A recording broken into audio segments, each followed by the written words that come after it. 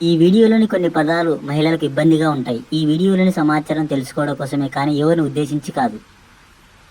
అమ్మాయిలతో ఎక్కువసేపు సెక్స్ చేయాలి అంటే ఎలా చేస్తే ఎక్కువ చేస్తారు? సెక్స్ చేసేటప్పుడు మంచి ఆలోచన, మంచి మూడు, మాట్లాడుతూ ఆగి ఆగి చేయాలి. ఒక అమ్మాయి ఒకేసారి ఎంతమందితో సెక్స్ లో పాల్గొంటుంది? 2 లేక 3తో పాల్గొంటుంది. స్త్రీ శృంగారం చేసేటప్పుడు అబ్బాయి జుట్టు ఎందుకు పట్టుకుంటుంది?